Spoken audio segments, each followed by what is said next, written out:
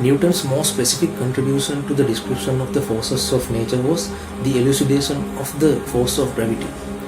Today, scientists know that in addition to gravity, there are other forces that give rise to all observed properties and activities in the universe. The law of gravity seems to apply even to writing. Almost all writers know that ideas travel much more easily from head down to paper or computer than they do from paper or computer to head. To fall in line with the law of gravity, a writer has to be imaginative. A competent writer has a dialogue with the reader. He cannot afford to have a monologue. The writer can be compared to an architect who draws up a plan before putting up a building. He has to think of the details. For instance, a sentence should contain one clear thought. No reader can grasp more than one idea at a time. If you write a sentence loaded with many ideas, nobody will understand it. Most French writers set their thoughts one after the other in a logical order. It does not mean English writers do not do so. There are many English writers who are equally good in their writing. In addition to the arrangement of facts in a logical order, a writer's language should be rich in imagery. A good writer should have the talent for using metaphors, proverbs and idioms in appropriate places. The best way to become a writer is to be a good reader. We should encourage writers by purchasing their books rather than borrowing them from libraries. When you buy a book, it is yours and you can read, mark and digest its contents. Many young people want to learn the art of writing. As there are no writing schools in Sri Lanka, you have to learn the art of writing in the trial and error method. The most practical way to learn the art of writing is to force yourself to produce a certain number of words on a regular basis.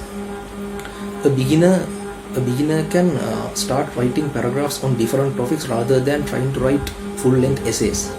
After many years or many decades of writing, you will be fortunate enough to write to a regular column in a newspaper.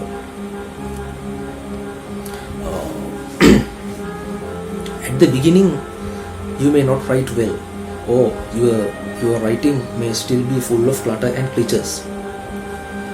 By writing regularly, you gain confidence while identifying the most common problems faced by writers. The initial problem that you are going to face is from where you could gather facts and how to organize your thoughts logically. And the second problem is maintaining thoughts, which is the anchor of good writing.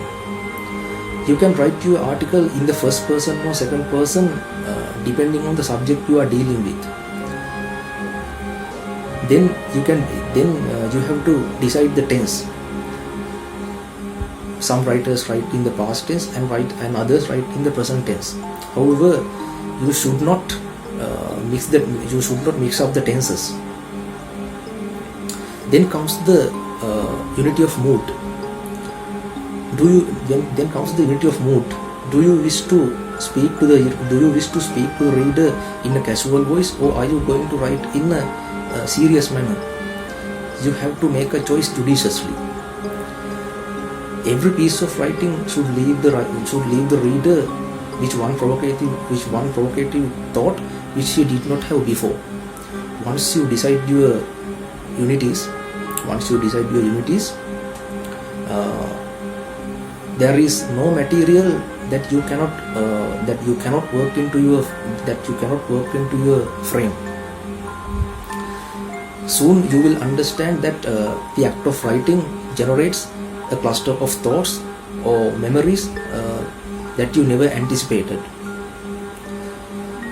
Adjust your style of writing according to the destination you propose to reach.